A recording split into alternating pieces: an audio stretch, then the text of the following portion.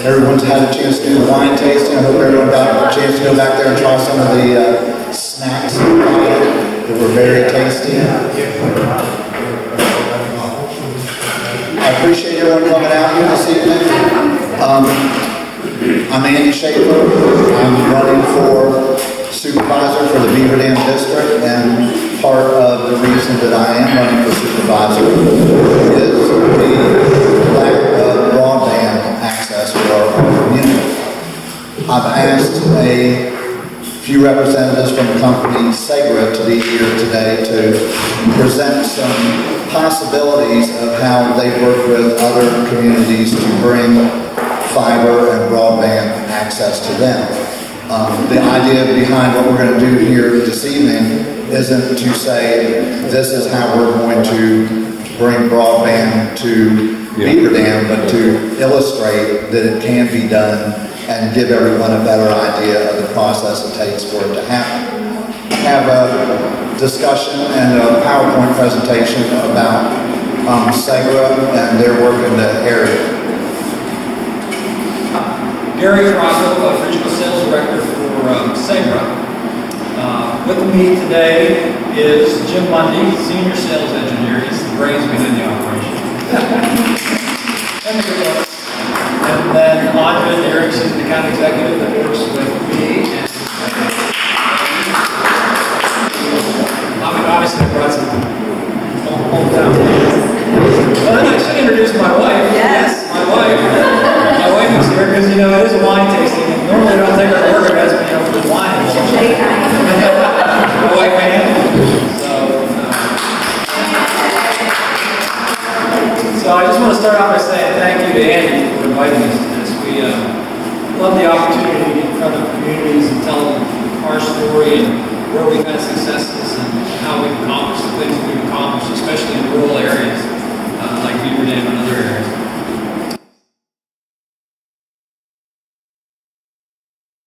There's a lot of data out there, right? And so you can go out and see what we're seeing. The Broadband now is a nationwide project that looks at rural locations. Some of the stuff in here is from that. NTIA is the federal agency that's kind of charged. One of their charters is to keep track of and gather statistics on the rural area. And then they have a further site, a sub-site of theirs, Broadband USA, where you can zoom into a community, see how many providers. I didn't snag the slide, but it's interesting. One of the slides, and they go state by state, and they rank the communities. And you can go down through the communities, and they'll show you the percentage of residents that have broadband and the number of companies serving them. And there's a couple in here in the state of Virginia that say 0%, but they've got like 9 companies. We're doing a better job around here, even though everybody doesn't have it. And the MBA course will tell you one of the things you should consider if you own a company or manage a company is management by walking around. I like statistics by walking around. So some of the things I see aren't on statistics, it's real world experience. And what we see, for example, when we went into a community that we'll talk about here in a little bit, when our trucks started rolling up there, we literally had people coming up knocking on the windows of the trucks saying, "What are you doing? Are you bringing internet?" Right? So, we see that there is a need that the broadband requirement in some of these communities is there. And we'll talk about that case. The press, of course, all kind of press about broadband. One of the things I think you should consider when you're thinking about this and the challenge that folks that are taking this issue on are being your champions, and it's great. You'll see a national headline where federal government devotes $10 million to solve rural broadband problem. Well, I'll tell you in a minute that basically for us to string fiber down the road, it costs us about $50,000 a mile. You can divide that into 10 million and see you won't get out of this county, much less cover the nation. So this is a challenge that communities are facing, and you've got to figure out different ways to hit it. We don't have the secret, but we can tell you some stories. Of course, grassroots, yard signs. You go through some of the more rural areas and you see more yard signs for satellite internet and a number of high-speed internet. And folks that are trying to solve the problem. The MLSs have started listing internet as one of the property things because it directly impacts property value. whether or not there's internet there. And it's a surprising number when you go just a little far out into Hanover, into Goochland, where a lot of those say no or unknown. So there's your real world statistics. So it's important to talk a little bit about how you solve this problem by talking about where the internet is, right? And sometimes I say, let me talk about where the internet is. So people say, no, you want to talk about what it is, and I know, most people understand what it is. But where it is important because that's a key factor. It doesn't matter what company, what organization, what idea somebody comes to you with and talks about how they're going to fix your rural broadband problem if you don't have access to quality internet that they're bringing in from somewhere. The most important thing is wherever I'm starting from. If it's this area, if it's Hanover County, if it's the story will tell you about in a minute. It was the central part, the sort of the county seat of the county. Assumption one is I've got internet there to begin with, a high-speed internet provider of some kind. Then I can do all kind of things. Well, there's the phone company, right? Anybody have DSL at their facility now? So some DSL. Verizon's a big provider of DSL, but Verizon has actually started to say, we're getting out of the DSL business. We have stories that if you own a home here, and you buy a home across the street, and you call Verizon and say, will you move my DSL? They'll tell you no. Thank you very much. No. And if you're in some areas, you now don't have internet, right? So they're getting out of the business. The phone companies want to get out of the copper wire business, the hard wire. They want everything to be on fiber, right? That's what they're doing. Cable companies, if the population's there, I know this story, right? I told you I grew up in the cable business. So what we did, we had a factor that said we could go out so far. So if a town asked us to come in, interesting story, Gary alluded to the fact that Clifton Forge and Waynesboro was the cable company, or the phone company that we started out as. I was driving for my interview in Daleville, Virginia. I said, this all looks familiar. I mean, I've been here. There's Troutville, there's this town. Turns out, our family actually bought the cable company from the company that I now work for 30 years ago. So I had been there, in fact. But the point was that when they first said that you wanted to have somebody come in, we're going to go out and we're going to do an audit. And the key number in the cable business is how many homes per mile. Because I can't bill that cost. I told you it's $50,000. That's just to put the fiber in the ground. I still have to do everything else. So the more sparse it gets, the harder it is to finance it and make the numbers work. So the cable companies are great if they have a dense population to work on. Other things are wireless companies, so I can use a wireless hotspot. Andre and I were trying to check in on Facebook. Took a little while, right? We're a little further out than that. One of the players that we have to keep our eye on is the power companies. So the rural electric cooperatives are wanting to get in this business. I'm not an expert on the laws in the state of Virginia, but I can tell you that one of the problems is not that they don't want to get in the business, but many of them are government sponsored or get government funds, and a lot of their charters say the only thing you can do is be an electric business. We don't want you competing with other businesses. So even though they would like to serve internet, they can't. Local governments. So there are a lot of local governments that start broadband initiatives. They decide they're going to fund the building of a broadband network in their communities. The biggest challenge sometimes here is they get the cart before the horse. They haven't always done the numbers. And we've seen a lot of places where there was a lot of promise and then they couldn't deliver because they couldn't cover the same area. Satellite companies, that's about the only ubiquitous option. Pretty much if it's a satellite company, you can get internet wherever. Anybody have satellite internet in here? Okay. But the fairly disappointing in terms of speeds, right? So it's not so bad coming down, but if you have to upload a file for work, it's pretty darn slow. Tent companies, so companies like us that go out and say, okay, we figured this out. We got ways we can get the service out there. And then tech companies I'm actually referring to, so Google, Facebook, Microsoft are all trying to conquer the rural broadband problem. Google, you would think they would Google it, right? They'd figure out how to do it. Google started an initiative called Google Fiber down around Raleigh, North Carolina. A lot of fanfare. Google was going to solve this problem. First thing that Google said is we're only going to residences. And companies like ours have said, don't know how that's going to work out for you, but good luck, right? We weren't in Raleigh at the time, we are now. But long story short, they couldn't make money at it. They realized it and basically Google Fiber is shuttered, and it was a big fanfare. Now Sergey and his business partner can blow a couple $100 billion and not miss it, but that's what they did.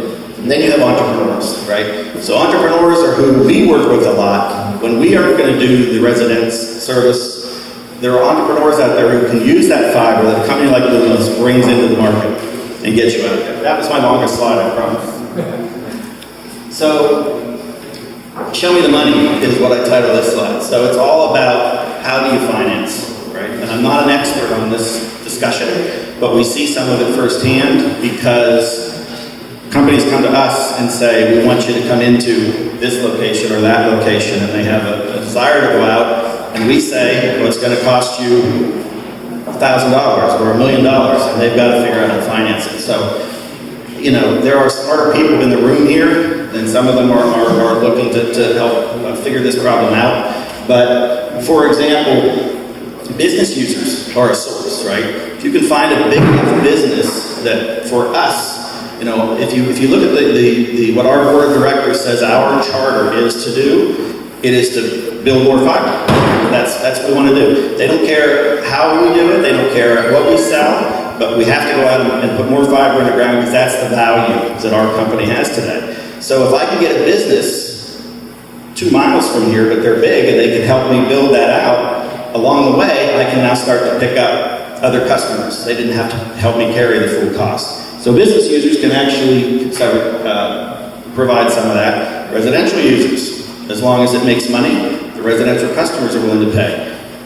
We've heard stories of residential customers paying up to $200 a month for satellite internet service. Well, $200 a month is a reasonable chunk of money. So if you get enough of those together, they can help finance it. It's all about density and distance, so you've already talked about that. It's about how many people you have together and how far it is. So just because you've got a whole lot of homes, if they're 50 miles or 20 miles from where the internet is, they're going to be in trouble. They're going to have a challenge. There are federal funds available. So among those are E-rate. So anybody heard of E-rate in here? Okay, a couple of my tech brethren. E-rate is a program that started years ago for the schools and the libraries, and its intent was really to help them finance technology. Originally, it was just phone service, right? So I've been in the phone business for 30 years, and E-rate was a big thing. It's how they pay their bill. If you get a home telephone bill or a wireless bill, you'll see one of those extra charges on the end called Universal Service Fund. Universal Service Fund is what funds E-rate. They all go up to an organization called USAC, and that money is pooled. It's billions of dollars a year, and it's turned around and put to the schools, to the libraries. And they can, based on a pretty complex formula that oddly enough is based on how many subsidized school luncheons are gotten. So that's how they sort of do an economic test for a school. For example, some rural schools can get up to 90% reimbursement. So if they pay me $100, 90 of that they can get reimbursed for. But you can go down into some areas like around Williamsburg where it's pretty economically sound. They're only seeing 40% reimbursement. So but that's key. Because for a long time they only did it whatever your monthly bill was. Now what they've done is they said, we will help you pay a company like Segra to actually build the fiber. It's the government, so they have got a list of requirements about this long. I worked with Gary on the business we won. It's crazy complicated. But if you're willing to look at it and can find the library system, a school district, this is a great way to get that anchor fiber in. It's not going to fix the whole world problem, but it helps us get that build out into that area. I told you Verizon's abandoned in some areas, so they're not going to have a whole lot of choices on where they go. Also, the U.S. Department of Agriculture has some programs out there. So those I'm less familiar with. They're fairly complex. And they're geared toward farms and agriculture, but if you have a rural area, you can use those sometimes. And then state and local funding, right? State and local initiatives, tax initiatives. things that are way over my head, like ways you raise money. My caution is make sure that if you're voting yes, I think it's a good thing, but make sure that there's a sound plan, right? Much better now from what they called their Quick Committee, King William Internet Committee. And it was a proposal actually to get service into the schools. We met some members of the Quick Committee who, when they introduced myself, and I said, hey, Jim Mundy with Lumos, I said, you're the guy that wrote the response a year ago. So they didn't like what I said, but it was real. Good news is, we were able to look at schools. Long story short, we did the complex analysis. They were willing to do the work. We were willing to do the work. We built 14 miles of fiber, so you can do the math. If it's $50,000 a mile, it's a lot of money. And the schools will go to the federal government to E-rate, and they'll get reimbursed for the 80 or 90%. I think they're 80%. So they get an 80% reimbursement of that. Bad news for the schools is they had to write us a check up front for $600. And so what I'm showing is now, this is the King William story, but this could be Beaver Dam, this could be Hanover County, this could be whatever. So from here on out, it's illustrative. So forget the Segra. I threw the logo on there for this one. So the next thing we did is we did the whole USAC thing, right? The whole E-rate thing. We were able to successfully win business with King William County Schools. We built that 14, 15-mile building. Initially, we lit 2 schools. We lit the high school and we lit the middle school. So that was what we did. Basically, at that point, we could walk away. And there's still now at least the ability for other companies to come in. This fiber, I told you we do lit services. We talk about lighting that fiber, and that's the hard part. But you can also, we sell or rent dark fiber. So if you've got a company that says, we know it's hard, we know it's complicated, we can sell them dark fiber. So we don't have to be the company that provides a monthly bill to somebody. We can provide our fiber out to other companies. This is also going to enable King William County to have some fiber or some cell phone providers that haven't come in up till now because they don't like Verizon. So Verizon was the only game. So now they may get better cell service. I'm not going to see anything out of that. Our team won't see anything out of that. We have a whole other division that sells to those companies. The fiber that we actually built was 144 strands of fiber.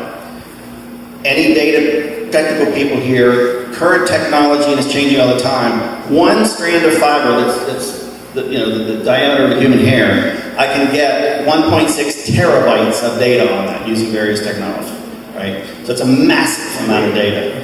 We take to the schools today, they're buying 1 gigabyte of data is what the schools are using. They have the ability with our network to grow to 10. The important thing Gary pointed out is in the contract, and this is where I said the math had to work. We said it costs $100 to build up to there. It was more than that. It took $100 to build up to there. Of that, for the school, if I were to just build that network for the schools, it would have cost them $95. Why was it not much less? Because the money is in the labor, the construction, the work. The fiber is cheap, and the cost difference between 12 fibers and 144 fibers is ridiculously small. So what we had to demonstrate was we're not overcharging the schools, this is all we're charging, and we're carrying the difference. But the community benefit is there's 132 additional fiber strands available for other people. So that's important. Since this got done, and this has been lit for just months, we've since signed up. There's a business park as you're going up, and a small business. So Leela's here. Leela sold that customer. This was just a small business that couldn't get reasonable internet, right? But it was important for their business. So our service is not cheap. This is why we don't sell to residences. My average customer is several hundred to several $1,000. This business, it was critical they have the internet. They couldn't get another choice other than satellite. So Leela went and talked to them. Because our fiber was close, we sold that customer. And a little further up the road, we sold a library. The Pamunkey Regional Library. Pamunkey Regional Library, if you know the area. So the library came to us and bought. I don't know if they know they can probably get reimbursed for E-rate. It's too late now. They already signed it up. Of course, we've got the schools. Gary mentioned we continued our build. We went down and picked up the King William County Government Complex. So they came on as a customer. We just signed in the last day or two. We do business in the city of Richmond with the state of Virginia, obviously a lot, including the Supreme Court. The Supreme Court has a little office up there. Hasn't been able to get